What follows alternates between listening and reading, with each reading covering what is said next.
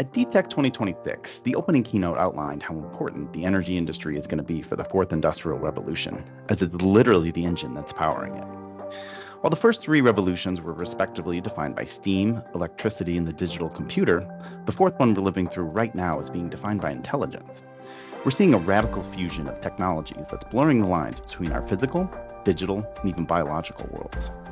But a revolution is only as strong as the infrastructure that's foundational to it, which is especially true for the type of intelligence we're talking about. That's why we're thrilled to be joined by someone that is focused on what it means to see that energy infrastructure built up and built out in a way that turns complex, multi-generational challenges into engineered realities. Alex Rosenblatt is the Director of Grid Modernization at WSP, but also a key member of the DTEC Northeast Planning Committee. Alex has a reputation for refusing to accept a "this is the way we've always done it" mentality, and that's enabled positive transformation for multiple events, teams, and entire organizations. So, Alex, thanks for taking the time to connect. Thank you for having me today. So, tell us a little bit about yourself and your role as Director of Grid Modernization. I know you have a background on the utility side, so what can you say about what drew you to the implementation side of the utility sector? So I started at Duquesne Light. I was there for about 8.5 years. I began my life as a distribution planner, and then I took over their net meter department where I did DER studies. I took over and ran all their policies. I did regulatory, customer interaction, billing, redid all of the IT for about 2 years. I then moved on, did um, program management for system planning. So what used to happen where they would distribute scopes and they would end up into what would we call a void, because in a lot of utilities, planning scopes, while they are incredibly important because it's how the grid gets facilitated and grows, and the processes just did not exist. So what I did was I built the processes from the ground up and found all the gaps along the way, and then would manage all of those projects between about $400 for like a fuse to about $1.5 million for like a large circuit that was simple enough that the PMO office would not need to take it over. I did that for about 2 more years, and then my previous manager and mentor Elizabeth Cook took over what and created what was known as Advanced Grid Solutions. AGS, or became what we knew as the project arm of the grid modernization program. She brought me along, and I started my life as the DERMS specialist. I took over and created the DERMS strategy for Duquesne, created what I learned was probably the most advanced DERMS strategy in the country. I found that out from a bunch of people in industry. But as I became deeper and deeper in that team, I took over projects like the DMS. I started working on their OMS. I got a hold of an AI Grid Edge project. We started on private LTE. We did a transactive energy pilot. We had an operational data management system which tied into our GIS. We pretty much tried pilots for almost everything you could think of in grid modernization over the past 4 years that we were at Duquesne Light. Then I decided to take the jump into consulting because I realized while Duquesne Light was trying many, many things, I wanted to see how other utilities were doing it so I could learn the other side of the coin and see how other utilities did grid mod. Now at WSP, I am taking the knowledge I learned at Duquesne and applying it to the consulting world and seeing how many different utilities do things today and how it needs to be merged into the utility of tomorrow. So, I mean, all of that, I mean, you really understand how these systems work in so many different levels. So how do you define a truly holistic utility grid modernization strategy? And how has that definition evolved? Is that different today than it might have been when you started at Duquesne? It is different, but I think my planning background is what did it. The true definition I see of grid modernization is it literally was birthed from distribution planning. When distribution planning is literally getting choked because you can't continue to create the grid in the traditional way, is making it more robust and bigger. You can't continue to increase rates, and you cannot continue to just make wires bigger, transformers larger. So pretty much everything out of grid modernization is people, processes, and technologies to make it more efficient, more data driven, and to allow it to actually expand in ways that do not just drive up the costs and increase the size of the grid, but allow it to become more efficient. So utilities have started to realize everything revolves around the data and the IT infrastructure that will allow planning to do its job in a very different way in the future. Well, and what you just mentioned, that people, process, and technology. But I think sometimes one of the challenges that we have is that just too focused on that third piece, that technology piece. But that, I mean, I imagine there's a reason you said people and process first. Yes, because people are the one who actually will do the work and do the implementation. The hardest part I have found is probably the change management aspect of the people because there is such great change with these technologies. You're going from paper maps to everything digital, and a lot of people have never seen it. It's like going from no phone to a flip phone to a smartphone that you just completely don't understand or never even seen one before. You need to have someone who can help teach you, help guide you. And without that, these people cannot operate these systems in an efficient enough manner for it to actually work correctly. Yeah, and that, I mean, it's something we focus on as part of the programming at Big D Tech, but also I know that we're focused on for enabling to bring into events like D Tech Northeast that you're obviously a big part of. But before we dig in there, I talked about that concept of the fourth industrial revolution up top. So, how do you see any of this, all of this, kind of part of that kind of broader shift and literally powering this bigger societal thing? Honestly, it's from what I've seen. I actually got to get a good look at it at this past DTech. It's all data. Utilities are finally catching up to not just the need for data, but the need for organizing their data in a useful way that it can be implemented and utilized in an efficient manner that can help the consumer.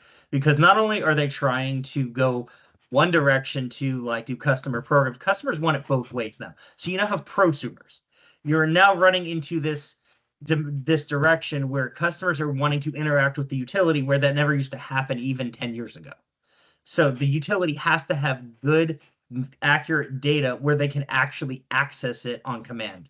Whereas before, everything was in paper and it would be very hard to do so. Yeah, that customer piece is essential. I'm glad you mentioned that because I mean, connecting back to themes from DTech, but obviously much bigger themes is about affordability. So, what does it mean to empower these consumers and enable participation in energy markets while maintaining affordability? Specifically, how do we ensure that those who can't afford something like a DER aren't left behind by these bigger costs of modernization? Honestly, the way he constantly this goes ties into the regulatory side is what I have always been driving home is technology drives policy. And for the longest time, policy has lagged it, but the technology piece is what needs to be driving home how the policies have to change. In many states and in many jurisdictions, their programs cannot be created because the policies will not allow you to do that. A rate case has to be created, a filing has to be created. But if the utilities work with the regulators in a more open manner, these programs, demand response and EV pilot programs, energy efficiency programs, can be created more readily and be made more easily accessible to customers. The problem is the accessibility, the ability to make them the rebates, but it's got to be balanced in a way the utility can still function, and that is the big challenge right now. Well, and it's a challenge on multiple levels. I mean, we touched on the technology piece, and even if you get into things like BESS, next generation AMI 2.0, Yes. the what does it mean to consider these in the long term? I think in a lot of cases they're adopted or explored as short-term solutions, but I mean, really, if you're not looking at it long term, it can turn into a different kind of problem. So this is where one of the newer technologies, private cellular, runs into play, and this is where the utility financial model is incredibly challenging because the more data you have to find a way to bring it back in a safe and secure manner. And the utility financial model, when it ties into data, is a tricky situation. Private cellular allows you to own the data, own the towers, and bring it back as much and as fast as you want. But when you run into AMI2, that data goes from just billing to operational data, which you want to bring back pretty much as much as possible. But the more you bring back, the more data it is, the higher your charges are. And honestly, AMI2 goes from the ability of just kilowatt and maybe voltage to waveform data. I explored waveform data at Duquesne Light in one of our pilots, and we were able to discern what is an EV, what is an inverter, And if you dig deeper, you can determine water heaters and other devices. As long as you keep training the technology within the meter, you'll eventually learn. You have the ability for the meters to talk to each other in a way that they determine what transformer they're at. These are all things utilities want to know because then they will know where their transformer is at, what's going to fail. A preemptive failure is huge for their costs. They will keep their costs down. It costs roughly triple for a failed transformer to be gone out and to be replaced versus proactive replacement. So AMI2 can do that. AMI 1.0 cannot. So you got to think about the cost of to do business just to do the implementation that way. Well, and you talked about the importance of data, and AMI2 brings a massive amount of data to the grid edge. So, but what's the biggest hurdle when it comes to making sure that you're sorting out or using this data in an effective way? What does it mean to turn this data into actionable intelligence for utility folks? It comes down to you need that goes back to the processes and the people. You got to make sure it's all set up on the back end ready to go. Is you don't want to turn on your AMI 2.0 and have all this data coming back, but not know where you want to put it and not know what you want to do with it. You need to have that roadmap and holistic strategy of, hey, I want to bring this data back. This is what I'm planning to use with for 26, 27, 28. You don't necessarily need to have it fully ironed out, but you need to have that roadmap saying, this is what I want to do, this is how I think it needs to be done, and this is what we're going to do. Because you can always pivot slightly, but if you just bring the data without a plan, you're not going to know where to go with it from then.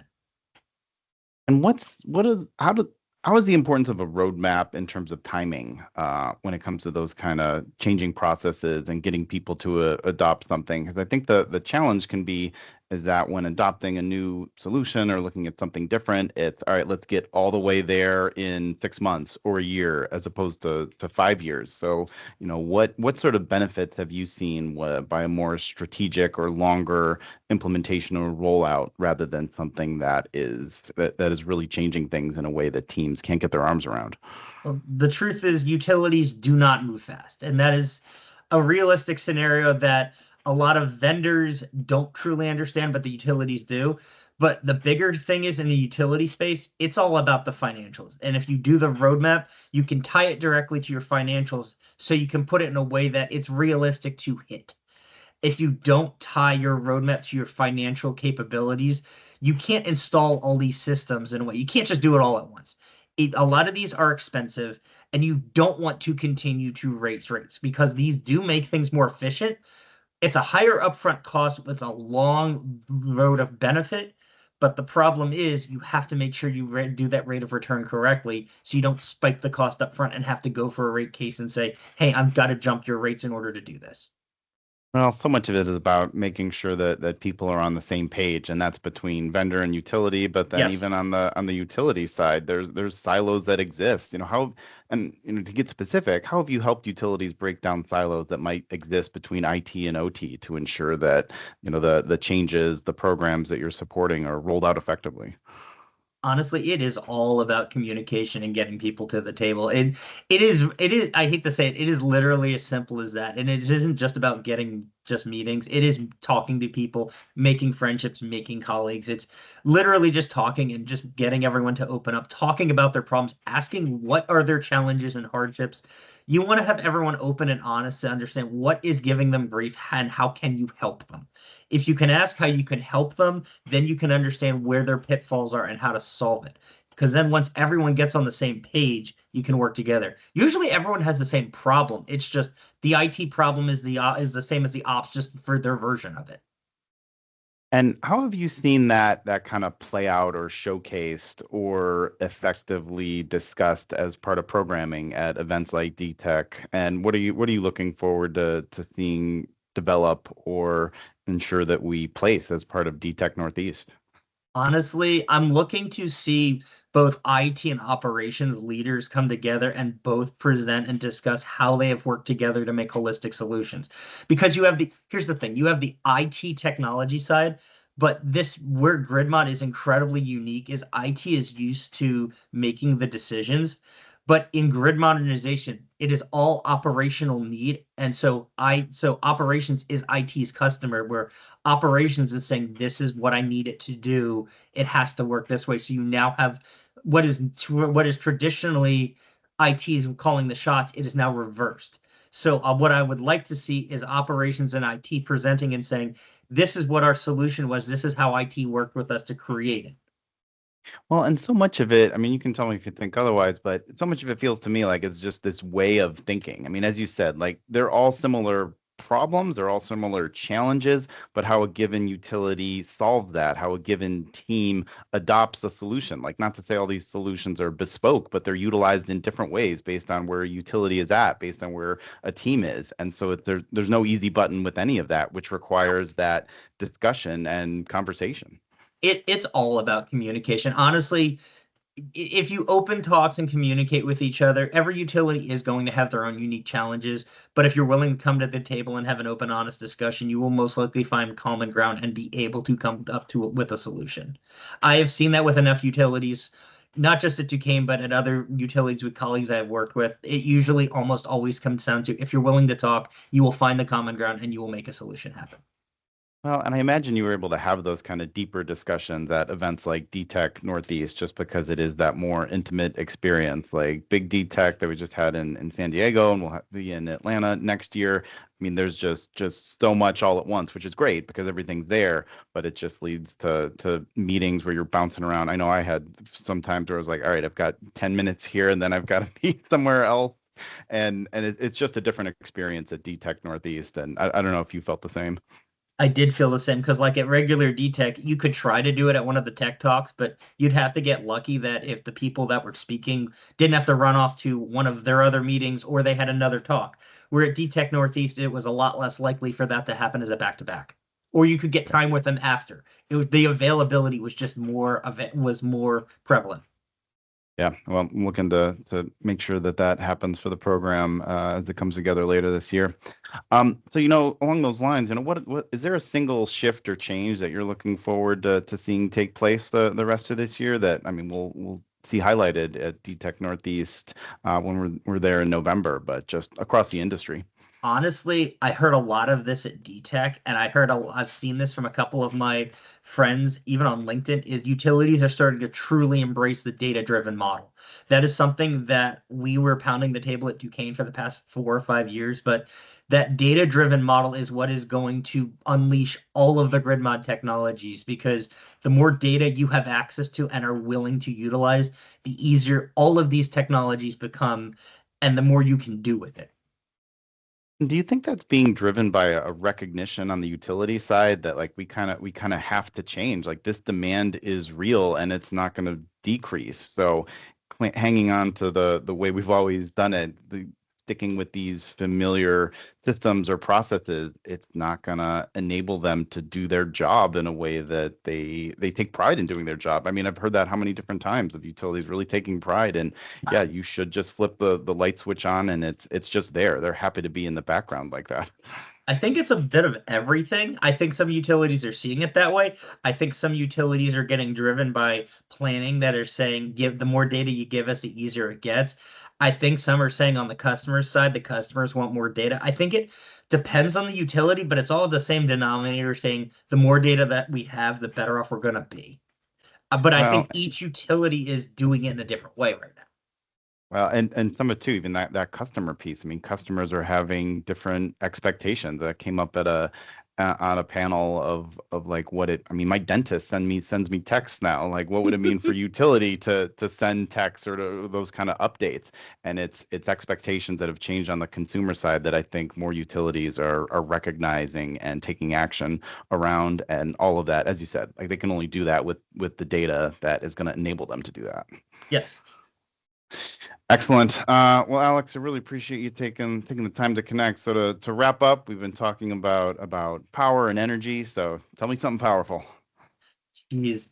Honestly, I am absolutely loving where this industry is heading. Honestly, the data is going to transform everything. AI is going to honestly very slow. It will transform the utilities, but so long as utilities look at it in a way that will benefit them, not look at it in a way that is going to replace jobs. They will see it as a transformative way to help the customer and help them become more efficient. Well, and what it means for those systems, those processes to an AI to augment what's already being done or take it to the next level. Yes. So it's augmentation rather than replacement. It is 100% augmentation. It is going to take that data and honestly make it be transformative in ways they can use it. Excellent. Alex, appreciate you taking the time to connect. Stay in touch, and we'll see you at DTech Northeast, if not sooner. Yep, sounds good. I'll talk to you soon.